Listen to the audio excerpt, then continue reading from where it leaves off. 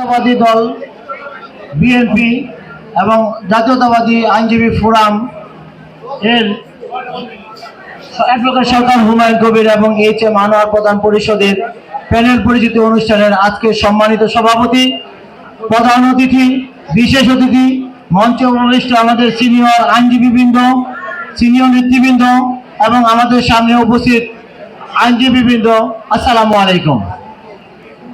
Actually 28 তারিখ নির্বাচন, panel পরিচিতি আমাদের একটা প্রথা, যেটা আমরা দীর্ঘদিন ভুলে গিয়েছিলাম যে একটা প্রথা আছে যেখানে জাতীয়তাবাদী আইনজীবী ফোরামের নেতৃবৃন্দ আসেন এবং আমরা প্যানেল পরিচিতি করতে পারি। দীর্ঘদিন পরে এই যে একটা পরিবেশ তৈরি হয়েছে, সেজন্য যারা বর্তমান কমিটিতে আছেন তাদের প্রতি আমরা কৃতজ্ঞ। একটা বিষয় বলতে হয় যে এই প্যানেলকে আপনারা কেন ভোট দিবেন। ভোট দেওয়ার কিছু কারণ আছে। সেই কারণের মধ্যে অন্যতম হলো দুইটি কোর্ট পাশাপাশি রাখা, যে বিষয়টা দীর্ঘদিন যাবৎ ঝুলে আছে, যে বিষয়টাকে নিয়ে গত সরকারের আমলে মূলা ঝুলিয়ে আমাদেরকে বারবার প্রতারিত করেছে। সেই প্রতারিত যে হওয়া, সেখান থেকে বের হওয়ার জন্য এই দুইটা কোর্ট একসাথে রাখার একটা প্রক্রিয়া চলছে, যেটা অ্যাটর্নি জেনারেল সাহেব কিছুদিন আগে আমাদের এখানে উপস্থিত হয়েছেন। উনি বলেছেন এবং আমাদের কাছে ওয়াদা করে গেছেন যে দুইটি কোর্ট একসাথেই থাকবে এবং বর্তমানে যেখানে কোর্ট আছে সেখানেই থাকবে। আপনারা আরো কিছু জানেন যে দুইটা কোর্টের সাথে আমাদের পুরান কোর্টে একটা 28% জায়গা আছে, যে জায়গাটা আমরা আইনজীবীরা রায় প্রাপ্ত হয়েছি, কিন্তু এখনো পর্যন্ত দখল প্রাপ্ত হয় নাই। যেহেতু আগামী ফেব্রুয়ারিতে জাতীয় নির্বাচন এবং আমরা যদি আল্লাহ চাহেন তাহলে হয়তো জাতীয়বাদী দল বিএনপি সরকার গঠন করবেন।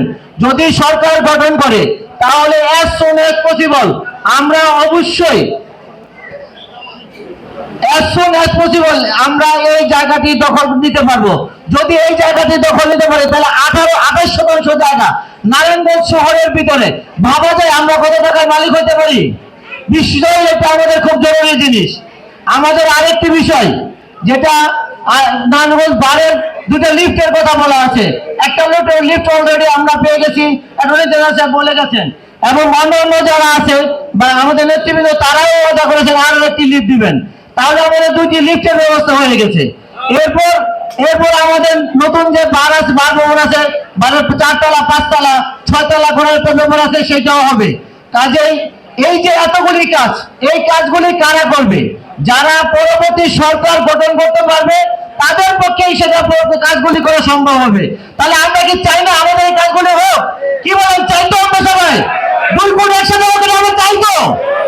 তাহলে আমাদের কাজ হলো 28 তারিখে অ্যাডভোকেট সরকার হুমায়ুন কবির থেকে শুরু করে 17 নম্বর সদস্য আমাদের রায়হান পর্যন্ত সবাইকে একসাথে পাস করাতে হবে।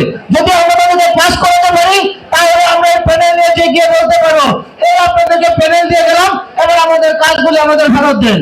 এই আশা ব্যক্ত করছি আপনারা অবশ্যই এই 28 তারিখে নির্বাচনকে বিজয়ী করবেন, এই আশাবাদ ব্যক্ত করে আমি আমার বক্তব্য শেষ করছি। আসসালামু আলাইকুম। বাংলাদেশ জিন্দাবাদ, জাতীয়তাবাদী দল আইনজীবী ফোরাম জিন্দাবাদ।